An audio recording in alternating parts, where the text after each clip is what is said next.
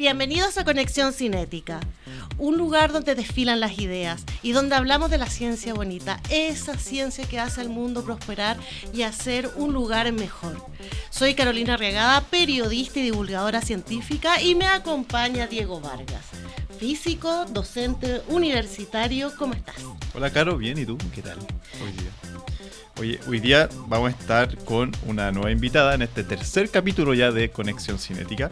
Vamos a estar con Hilda Espinosa. Ella es, mira todos los estudios que tiene. Me voy a acomodar, a ver. Es química farmacéutica por la Universidad de Valparaíso. Luego hizo un magíster también allá en la Universidad de Valparaíso en bioactividad de productos naturales y de síntesis. Luego se vino a la Pontificia Universidad Católica de Chile y ahí hizo un magíster y un doctorado en ciencias biológicas con mención en fisiología.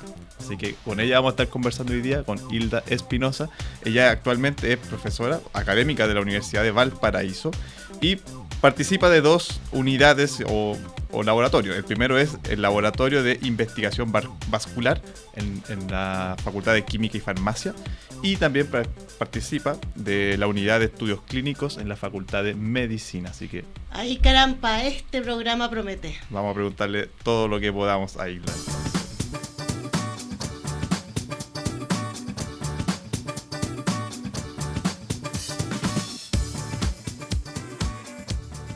Hilda, bienvenida al Periodista TV. Oye, tu currículum es realmente maravilloso y muy impresionante.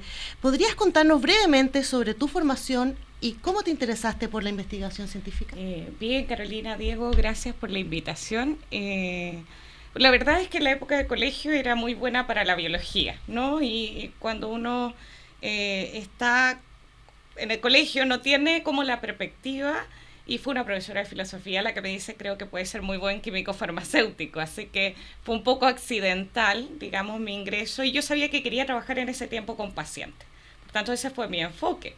Mi enfoque no era ser académico ni lo que me he dedicado después de investigación, pero he podido lograrlo porque, como ustedes decían en la presentación, soy parte de un laboratorio de investigación básica, pero también de una unidad de estudios clínicos. Por tanto, he ido de alguna forma acercándome nuevamente a lo que yo conozco como paciente, ¿no? O sea, unes esos dos mundos que es la academia junto con la experiencia clínica. Hoy día sí, hoy día creo que he ido de a poco logrando llegar a eso. Estuve muchos años en ciencia básica, trabajando de lleno en el laboratorio durante mi formación, y hoy día ya estoy tratando de llegar un poco más a estudios clínicos, además de la ciencia básica, que es lo que me gusta. Ok, Hilda, y sabemos que dentro de lo que tú haces te gustan mucho los vasos sanguíneos. De hecho, tienes como una premisa, una especie de lema, que no hay tejido u órgano humano que no necesite vasos sanguíneos. O sea, eres fan de los Sí, vasos claro, sanguíneos. Los vasos sanguíneos probablemente ¿qué son? han llevado gran parte de mis estudios de investigación. Entonces, ¿qué queríamos preguntarte? Si piensan, Primero, ¿qué es un vaso sanguíneo? Sí, eso es muy básicamente ¿Qué es un vaso sanguíneo? uno puede definir un vaso sanguíneo como si fuera una especie de caminos, ¿no? O cuando se separa un río y uno ve distintas vertientes de ese río. Por tanto, la sangre se mueve a través de estos vasos sanguíneos, y cada órgano, cada tejido que requiere nutrientes, ¿cierto?, y oxígeno para funcionar, requiere de esos vasos sanguíneos para que lleguen esos nutrientes y ese oxígeno. Como una carretera. Por tanto, es una carretera. Y esa carretera está susceptible, igual como pasa con cualquier carretera, a construir nuevos caminos en el proceso. Y eso es lo que mi investigación me ha llevado a pensar de que tenemos que entender primero, ¿no?, cómo se forman estas carreteras, qué es lo que hace que queramos formar nuevas carreteras, para qué, Claro. o por qué. Y cuando algo falla, ¿por qué no se forman correctamente? Claro, y tú has visto esto que puede ayudar a desarrollar terapias, ayudar a mejorar fármacos. ¿Qué cosas tú has visto de eso? Sí, es correcto. Tanto cuando hay menos formación de vasos, como por ejemplo, si ustedes tienen un accidente cerebrovascular, un infarto, yo quisiera formar un nuevo vaso sanguíneo ahí para que efectivamente ese territorio donde un vaso sanguíneo se obstruyó, entonces tuviéramos una carretera, por ejemplo, alternativa. Perfecto. Contrario a lo que pasa en algunos tipos de cáncer. Se descontrola la formación de vasos sanguíneos y esos vasos ya no son adecuados para que llegue el tratamiento o hacen que el tumor crezca aún más y entonces queremos O sea, disminuir siguiendo con el paralelismo como con obras públicas, digamos. Claro. Quiere decir que estas carreteras a veces tienen hoyos o eventos y otros son así como freeway. Es muy bien lo que dices. En el fondo, por ejemplo, en el cáncer tenemos vasos que son filtrantes, es decir, en vez de ir esta vertiente no siguiendo el camino, comienza a salir el agua hacia todas las direcciones.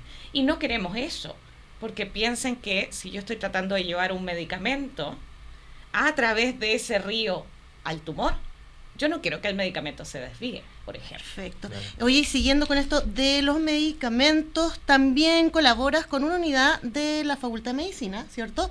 Donde investigas, entre otros temas, como ciertos aquí necesito paciencia, antihipertensivos, como el losartán y atenolol, afectan la mortalidad por COVID-19 en la UCI. ¿Qué tipo de medicamentos son estos y cuál es el rol que tuvieron durante la pandemia?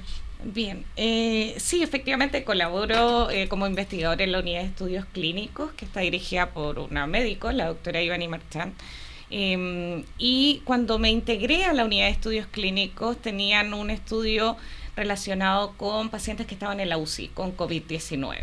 Y había sido altamente debatido hasta ese momento si algunos medicamentos que utilizaba la gente para tratar la hipertensión arterial podían ser un factor positivo, es decir, que la gente falleciera menos o que tuviera una estadía más corta en la UCI, o negativo. Y hasta el día de hoy hay un debate en eso. Por tanto, el estudio no partió así, sino que partió buscando cuáles eran los factores protectores para que la gente falleciera menos. Perfecto. Así partió. Y de hecho, hoy tenemos otro proyecto en curso que tiene que ver cómo la terapia de reemplazo hormonal en las mujeres posmenopáusicas podría ser un factor protector, en aquellas que están con reemplazo con estrógeno. Disculpa, ¿qué es, cómo es esto de la terapia de reemplazo hormonal? ¿Qué significa? Sí, bueno, cuando las mujeres pasan la menopausia pierden los estrógenos y por tanto los estrógenos son fundamentales en prácticamente todas las áreas fisiológicas de la mujer, y algunas posmenopausia empiezan con una terapia que le da estrógenos de forma exógena. Y entonces pareciera ser, tenemos algunos datos preliminares, que en aquellas mujeres que tenían terapia de reemplazo o que tienen los estrógenos, es decir, son premenopáusicas, podrían estar más protegidas frente a la infección. De todas maneras, yo me ofrezco como conejita de India porque la verdad estoy ahí. Sí, bueno, lo interesante era lo que yo les decía un poco, ir desde la ciencia básica en algunos temas tratando de cómo funciona el refrigerador para luego ver cómo falla el refrigerador, por decirlo en términos simples, y en otras poder, ya con los datos que tenemos de algunas enfermedades, ir avanzando en cómo mejorar a algunos pacientes en sus enfermedades. Perfecto.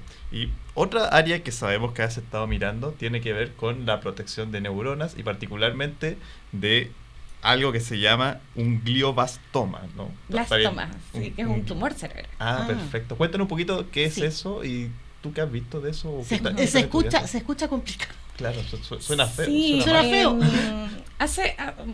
En algún momento tuve la posibilidad de compartir, sobre todo en mi tiempo de doctorado, con algunos colegas que estaban en el doctorado trabajando en lo que llamamos la unidad neurovascular, ¿no? La relación entre el vaso sanguíneo y el cerebro, ¿no? El tejido nervioso, pero más que la neurona, que es lo que nosotros asociamos a las células que soportan a la neurona, que se llaman astrocitos.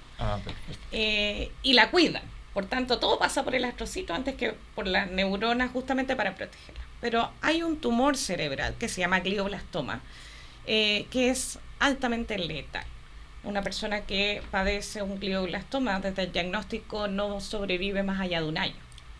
O sea, rapidísimo. Y por tanto es un tumor de adulto, pero lo que hay hoy día es resección del tumor, radioterapia, pero aún así los pacientes no logran sobrevivir. Y entonces, para unirlo un poco con los que ya les contaba, es un tumor que está altamente vascularizado. Quiere decir que tiene una gran cantidad de vasos sanguíneos. pero esos vasos sanguíneos no son un vaso sanguíneo normal. Entonces, dentro de los temas que me han ido seduciendo, si quieren verlo así, el último tiempo, es justamente, puede ser que lo que yo ya he aprendido de formación de vasos sanguíneos a lo mejor alguna relación tenga con lo que está pasando en este tumor. Y es algo que me ha ido interesando el último tiempo. Aparte podría salvar vidas. Claro, hay mucha gente trabajando en esa área, hay mucha gente trabajando en cáncer, así como en enfermedades cardiovasculares y cerebrovasculares. Por tanto, son temas que impactan. Cualquier avance que uno pueda hacer, por muy pequeño que se vea, en comprender las enfermedades o en tratarlas, es un avance que sin duda a veces se ve muy pequeñito, ¿no? Pero es importante. El impacto es mucho más grande de lo que uno se imagina también. Sí, por la cantidad de personas que tenemos con esas enfermedades, o en definitiva por lo catastrófico que son para la familia, para la sociedad. Oye, mira, yo sé que esto puede ser un cliché, pero igual lo voy a preguntar. ¿Cómo ves que el estado de las mujeres científicas dentro del sistema chileno? ¿Hay todavía desafíos fundamentales? Sí los hay. Tenemos una masa de investigadoras que es importante en términos cuantitativos, pero también cualitativos, pero los desafíos siguen estando. La visibilidad que tenemos las mujeres en ciencia en general no es tanta. También el cuestionamiento a ciertas características personales, como que uno pueda no tener el carácter suficiente, ¿no?, para tener una carrera científica o para liderar un laboratorio, por ejemplo, de investigación, un grupo humano, digamos, o llegar a un puesto no académico o más alto, directivo. Eso es algo que sigue estando en todas las áreas y en la ciencia no es distinto. Y también sigue estando presente en varias colegas el cómo compatibilizar la ciencia, ¿no?, con la maternidad. Tienen que pensar que en la carrera científica, estar 9 meses, por ejemplo, fuera durante un embarazo, es algo que retrasa el desarrollo de proyectos, y si bien hoy día hay probablemente más oportunidades de hacerlo de las que habían a lo mejor hace 30 años atrás, seguramente eso pone a las mujeres. Pero sigue siendo como un hándicap, creo, Claro. a la hora de, Claro. no sé, hacer un equipo para liderar un proyecto. Claro, y eso probablemente ha hecho de que las mujeres también tratemos de apoyarnos entre nosotras, ¿no? De construir redes, pero aún falta. Y seguramente va a faltar siempre poder llegar a tener una cantidad de investigadoras que puedan continuar sin los costos familiares, Y personales. sin los costos personales importantes. Claro. Y Hilda, como tú actualmente eres oriunda de Quilpué, sabemos. Sí. Y trabajas actualmente en la Universidad del Paraíso. Yo también soy de región, como se le dice a la gente que no es de la capital. Y no puedo no preguntarte si tú ves que hay mucha diferencia entre lo que se hace en Santiago con lo que se hace en regiones. ¿Cuáles son los desafíos que tú ves en términos de descentralización de la ciencia? Lo hay. Yo creo que voy a ponerlo en un ejemplo que puede ser relativamente simple, y es la proyección que uno puede tener desde que es alumno de pregrado, ¿no? El hecho de estar en Santiago, la mirada está puesta en que a lo mejor alguien vaya a hacer su doctorado fuera o su postdoctorado fuera. Las redes que puede construir un académico en Santiago muchas veces son más amplias por el hecho de estar en la capital del país.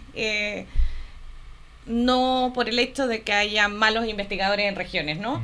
Y entonces esa construcción de redes que hoy día algunos investigadores de región están haciendo con mayor ahínco, quizás antes no existían. Y entonces la proyección de salir de región, en muchos casos a lo mejor al extranjero a especializarse, ¿Eso cuesta más? yo diría que era más difícil, no imposible, pero costaba un poco más. Y entonces eso restringe probablemente la visión que uno tenga de la ciencia o el acceso a condiciones experimentales, equipos y otros que uno pueda ir desarrollando. ¿Y fondos concursables también pesan en capital versus región? Hay algunos fondos regionales que se han comenzado a abrir, pero son en áreas específicas de desarrollo de la región. y por tanto lo que termina pasando, y esa es una opinión a lo mejor muy personal, es que si hay una región que se destaca por la agricultura y el fondo regional es de agricultura y yo trabajo vasos sanguíneos, entonces no tiene sentido, ¿no? Para mí, en mi postulación. Perfecto. Probablemente para impulsar el área desde el punto de vista económico, sí. Por tanto, los fondos en términos regionales son mucho más restringidos y estamos sometidos los investigadores regionales a participar en los fondos nacionales o buscar alternativas internacionales. Claro. Y también hablando de redes entre regiones y capital, al final yo siento que se obliga al investigador de región a estar siempre igual en permanente contacto con la gente que está en Santiago, ¿no? Como que uno no puede deshacerte de esa red que queda construida desde Santiago hacia las regiones también, ¿no? Claro, lo que pasa es de que para poder llegar a probablemente ese modelo de descentralización de la ciencia, tendríamos que pensar qué haría atractivo para un científico, para un investigador o un académico, irse de Santiago. Exacto. Y cuando su trabajo está acá o va a tener que viajar a Santiago, se hace difícil. Y si ustedes se ponen a pensar, si nos movemos hacia zonas más extremas del país, hay menos universidades. Y los investigadores, hoy día hay un par de centros de investigación, pero no es como pasa a lo mejor en Estados Unidos o en Europa, en que la mayor masa de doctorantes salen a la industria, no se quedan en las universidades. En cambio, nosotros no tenemos esa posibilidad. No hay una masa de industrias que reciba a los doctorantes después de eso. Oye, y mirando un poco al futuro, ¿cuáles son para ti tus próximos desafíos en tus líneas de investigación? Como les contaba, probablemente avanzar en esto de la formación de vasos sanguíneos, pero ya con una mirada más hacia lo patológico, hacia cómo se está el proceso desarreglando, ¿no? Dejando de ser normal. Y mi otra mirada está en cómo poder seguir trabajando en la unidad de estudios clínicos con datos de pacientes, pudiendo llegar a cambiar algunos, quizás puede ser ambicioso decir paradigmas, pero al menos algunas ideas del tratamiento. Hacer ese mix entre seguir siendo el farmacéutico que soy, pero con mi corazoncito en la biología. Tú estás hablando como hacer un crossover. Claro. Un seguro. puente. Sí, yo creo que cuando uno aprende algo no deja lo que había aprendido antes, por tanto esto es un continuo. Y mientras más amplio sea el paraguas de cosas que uno aprende en la vida, probablemente la aplicación va a ser cada vez más certera.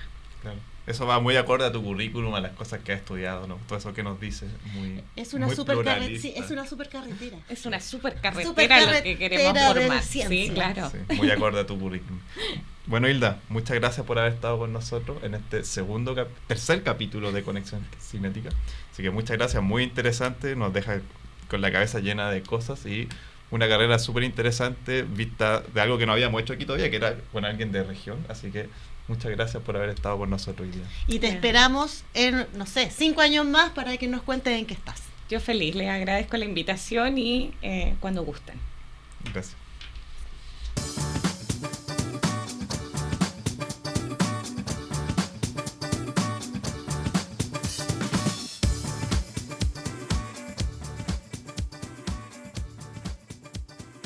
Luego de nuestra invitada de lujo, ahora está nuestro Diego, que está listo para contarnos un nuevo episodio sacado de los anales de la ciencia. Así es. ¿De qué nos vas a presentar hoy? Hoy día vamos a hablar de algo simple, pero que a la vez es muy poderoso, que es por qué lavarse las manos y cómo fue la historia de por qué en los hospitales y en la sanidad pública en general hay que lavarse las manos. Particularmente vamos a hablar también de un personaje que fue clave en toda esta historia, que es Ignaz Philipp Semmelweis. Vamos a ir al siglo XIX y vamos a conocer toda la historia. Esto sucede principalmente en la Viena de aquellos años. Así que vamos con esta idea simple, pero además de bonita, una idea realmente poderosa, como es higienizarse las manos. Que salvó muchas vidas, me imagino. Así es. Hoy en día es una de las mejores cosas que se hace en la salud pública, lavarse las manos.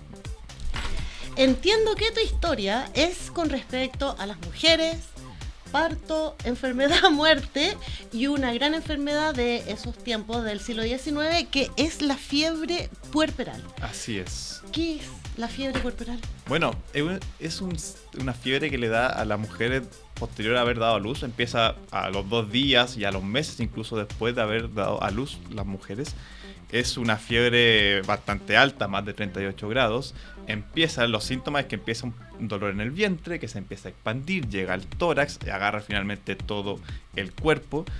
Además empiezan a emitir olores, empiezan a salir pus en distintas partes. Es un escenario realmente espantoso. Si uno además considera que tiene un pequeño bebé recién nacido. Entonces es un escenario bien macabro lo que sucedía con esta fiebre puerperal. Y estamos hablando de que es algo que en algunos lugares sucedía, el 20-30% de las mujeres podían llegar a tener este tipo de síntomas. Así que era una enfermedad realmente terrible, que había que hacer algo en los siglos pasados para poder solucionarlo, porque era realmente brutal. Esto ocurre en esta Viena maravillosa, austrohúngara. Me imagino que hasta los recintos hospitalarios tuvieron un improve, que estaban realmente hechos para la población. Claro. Sí, vamos a centrarnos en esta historia, en lo que pasó en el Hospital General de Viena. Esto Perfecto. Lo fundó un emperador que era José II, que era el emperador del Sacro Imperio Romano Germánico, ese nombre rimbombante que tenían en aquella época.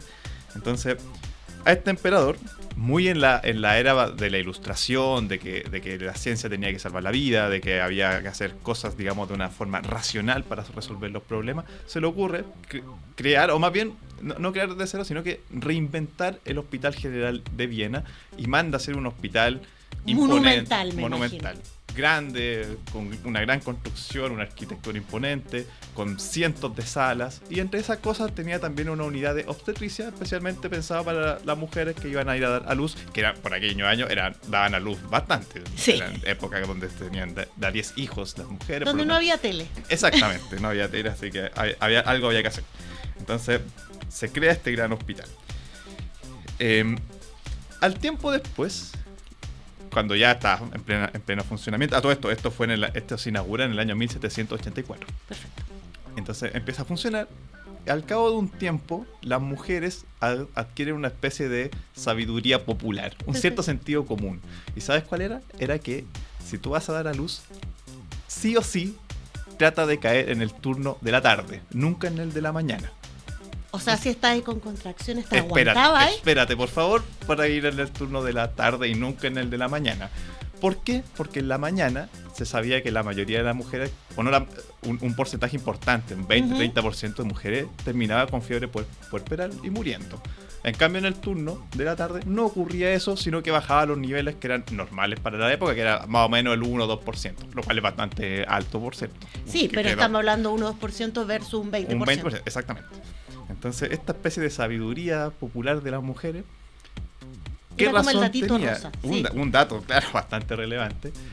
Y resulta que en la mañana el turno era de médicos, de gente especializada, y en la tarde, en cambio, era de mujeres, parteras, claro, que eran más bien un oficio y no gente tanto de estudio.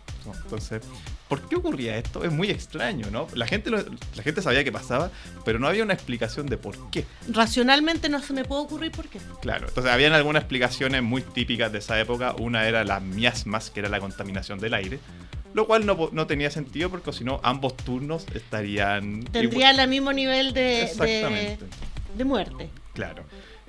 Otra explicación muy de la época también era que había mujeres más débiles que otras, y por lo tanto algunas no aguantaban y todas las débiles iban en la mañana. Justamente, lo cual era una explicación muy, muy poco realista, si es que uno lo piensa de esa manera, ¿no? Entonces, no había una explicación del todo racional. También es importante decir que en esa época la medicina tampoco era tan científica como ahora, sino que estaba basada mucho en las tradiciones, en un saber hacer, más que en una investigación rigurosa. Entonces aquí es cuando vamos a conocer a nuestro personaje de hoy día. Nuestro héroe, realmente es un héroe. Sí. Es Ignaz Philipp Semmelweis, que fue un médico que entendió este problema y que enseñó cómo solucionarlo. Pero antes un poquito algunos datos de él para conocerlo. Él nace el 1 de julio de 1818 en la actual Hungría Ujú. y va a estudiar medicina. Va a ser un estudiante bastante aventajado, va a ser un estudiante que destaca mucho y así llega finalmente a ser ayudante de Johann Klein, que era un médico de la corte imperial y que tenía a cargo el hospital que yo mencionaba, el Hospital General de Viena. Entonces, de alguna manera, Semmelweis escala rápidamente y llega al Hospital General de Viena por medio de Johann Klein. Y ahí se interesa sobre todo por la parte de obstetricia. Perfecto. Entonces, él ahí trabajaba como loco, digamos, sus días eran muy intensos. ¿Cuántos partos más o menos? Más de 30 algunos días, Wow. es muchísimo. Hasta incluso en los estándares modernos es muchísimo. Yo también creo. Sí, es muchísimo. Y además hacía investigaciones por su propio lado, entonces hacía de todo un poco. Entre paréntesis, esto lo hacía de forma no pagada, porque algo que para nosotros es súper extraño, pero los hospitales no toda la gente trabajaba de forma pagada, era simplemente, había un médico que trabajaba ahí y el resto eran ayudantes, alumnos. Claro, ad honorem, pero piensa el prestigio que te da Exactamente. trabajar como en el hospital de la corte imperial de Viena. Ese era precisamente porque la gente iba, trabajaba y luego tenía sus consultas particulares. Entonces, Semmelweis trabajaba de forma gratuita ahí, bajo el alero de este jefe que era Johann Klein. Entonces, él veía todo lo que sucedía en la obstetricia, pero sin embargo era triste ver cómo morían todos los días muchas mujeres, un 20-30% que él le tocaba ver en su turno, porque era el turno de los médicos, ¿no? De la mañana. Así que este era un gran problema, así que él estaba conflictuado porque de alguna manera era médico y veía que se moría mucha gente. Entonces él decide enfrentar este problema y ahí empieza a tomar alguna hipótesis. Él estudió estadística, así que entendía muy bien el modo de hacer una hipótesis y ir poniendo a prueba. Eso es importante, muy importante. Se salía de los márgenes de los otros médicos que todavía no tenían estos estudios de ciencia básica. Exactamente, que era más también de hacer que de saber. Claro. Entonces él empieza a tener a probar hipótesis, prueba con había un cura que iba a dar las bendiciones, lo hace irse por distintos lados, hace que no vaya. Para ver si él es el que estaba Claro, contagiando. él le estaba contagiando con fiebre puerperal. No era el cura. Probó varias cosas, digamos. Ensayo y error. Ensayo y error. Y como sabía estadística, había estudiado estadística, sabía muy bien cuándo una hipótesis realmente era válida y cuándo no. Eso era crucial. Como vemos, ya va adquiriendo una mente científica más moderna en comparación con la mentalidad médica más antigua, que era más de tradición. Entonces, así un día se empieza a dar cuenta, sobre todo esto, lastimosamente se le muere un amigo haciendo estos exámenes de cadáveres. Está haciendo una disección. Y se contagia el amigo, se hace un corte y se contagia, se le gangrena la mano y termina por morir su amigo. Entonces ahí, Wow. entre esa tristeza es que Semmelweis se le prende la chispa de la cabeza. El momento ajá. Exactamente, el momento eureka. Y dice, bueno, aquí hay algo que se transmite. Estamos en una época donde no se sabían de las bacterias. Y que no se transmite por el aire. Exactamente, ni era el cura, ni era la debilidad de la mujer, sino que aquí hay algo que se traspasa. ¿Qué cosa? No sabemos, no sabíamos de bacterias ni microbiología, pero hay algo que se traspasa de un cuerpo a otro. Y ahí empieza entonces Semmelweis a probar. Y dice, bueno, si aquí hay algo que se traspasa, ¿dónde está el contacto de un médico y su paciente? Con las manos. Con las manos, aquí hay un problema con las manos. Entonces se le empiezan a ocurrir varias cosas. Entre eso manda a pintar todo con blanco y hacerlo todo con cloro.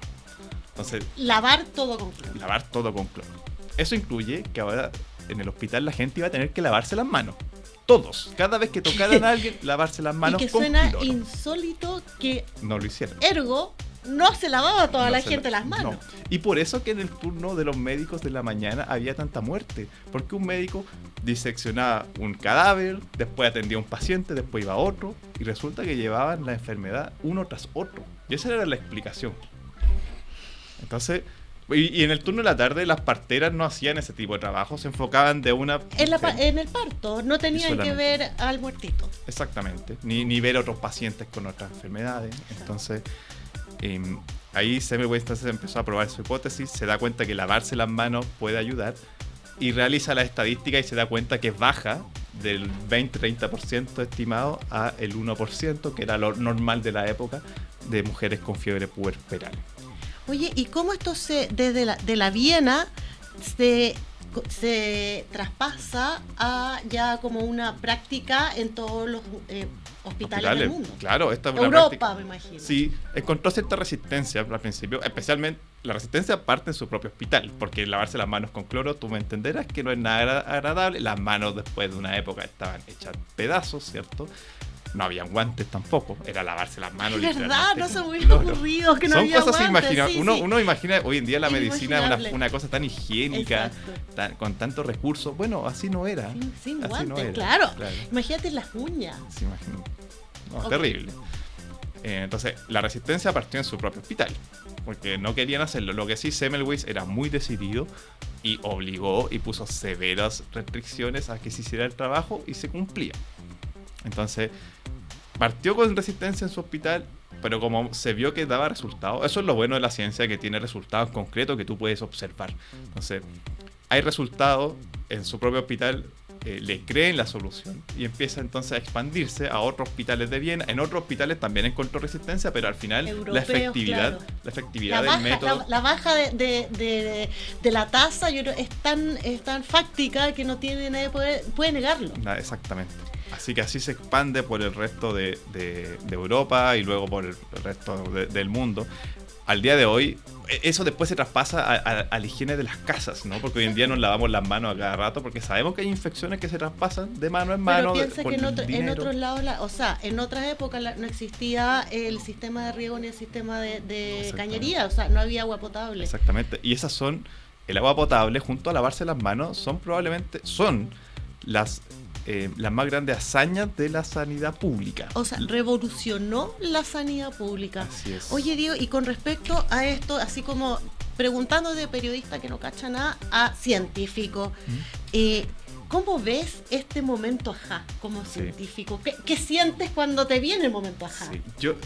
A mí me gusta muchísimo esta historia porque demuestra la potencia y la importancia de una buena idea, de que la ciencia a veces no requiere de grandes aparatos, de numeroso personal. A veces sí lo requiere, pero otras veces no. Hay veces que simplemente una idea brillante es suficiente para hacer toda una revolución. Y esa idea es bastante atractiva, me gusta. Pero me parece que es cierta, en el sentido de que la ciencia es pensamiento también, es ideas, es mover el mundo con ideas. Y en este caso lo vemos con creces, vemos cómo actúa una idea, da toda una revolución. Muchas gracias, Diego, súper didáctico, realmente qué impresionante pensar cómo existiría el mundo sin agua potable y sin lavarse las manos. Exacto. Bueno, muchas gracias por esta conexión cinética. Lueguito, vamos a volver y nos vamos a encontrar. Por ahora les voy a dar mi perlita de sabiduría del episodio. Esta está dicha por Hipócrates, que dice: donde hay amor por la medicina, hay amor por la humanidad. Bonito, ¿no? Qué bonito.